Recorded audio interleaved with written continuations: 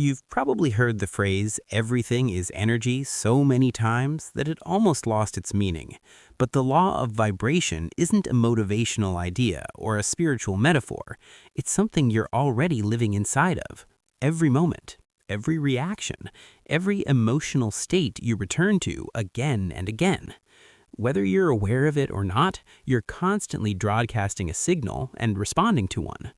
The law of vibration states that nothing rests, everything moves. Thoughts move, emotions move, your nervous system moves. Even when you feel stuck, something is still vibrating beneath the surface. The question isn't whether you're vibrating, it's what frequency you're living from most of the time. You don't experience life as it objectively is. You experience it through your internal state. When your inner world is rushed, tense, or heavy, the world feels hostile or overwhelming.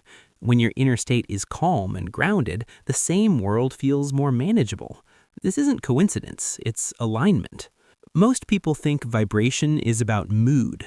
It's not. It's about baseline, the emotional state you return to when nothing special is happening. That baseline becomes your default frequency, and your frequency determines how you interpret events, how you react to people, and what you consistently notice. You can want change, you can visualize outcomes, you can set intentions, but if your baseline vibration is stress, urgency, or self-doubt, your actions will still come from that place. And actions taken from tension produce more tension, not because the universe is punishing you, but because systems respond to consistency. This is where many misunderstand the law of vibration. It's not about forcing yourself to feel good. It's about becoming honest about how you actually feel and learning how to regulate that state instead of fighting it.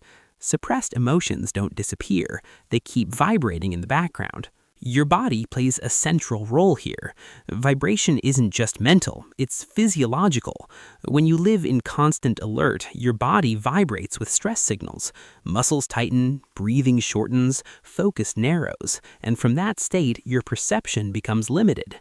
You don't see opportunities because your system is focused on survival. Think of vibration as the lens through which reality passes before it reaches your awareness.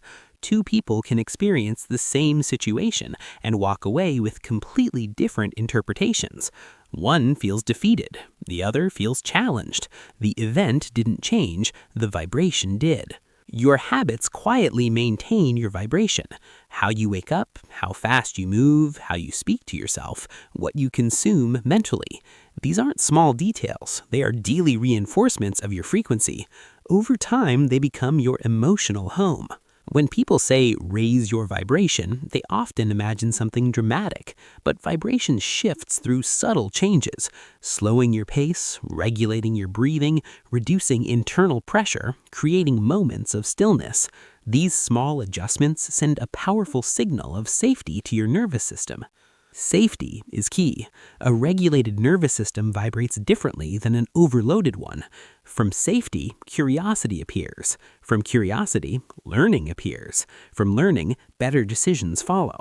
This is how vibration translates into tangible outcomes, not magically, but systematically. Your thoughts follow your state, not the other way around.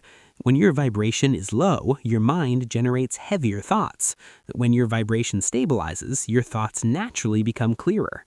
This is why positive thinking fails when the body is dysregulated. You can't think your way out of a state your body is still living in. The law of vibration doesn't ask you to ignore pain or discomfort. It asks you to start identifying with it. Emotions move when they are allowed to be felt. When you resist them, they stagnate, and stagnant energy becomes a pattern. Raising your vibration in practice means choosing regulation over reaction, presence over projection, neutrality over negativity. You don't need to feel amazing. You need to feel stable. Stability changes how you show up, and how you show up changes what you experience. Over time, your vibration becomes familiar not just to you, but to others. People respond to your tone, your pace, your presence. Opportunities align with clarity. Resistance meets tension. This isn't mysticism, it's interaction. When you shift your vibration, life doesn't suddenly become perfect, but it becomes more responsive. You stop fighting reality, you adapt faster, you recover quicker, and you waste less energy resisting what already is. This is why awareness is so powerful. The moment you notice your state, you interrupt unconscious vibration. Awareness creates choice, and choice is the beginning of change. You are always vibrating something.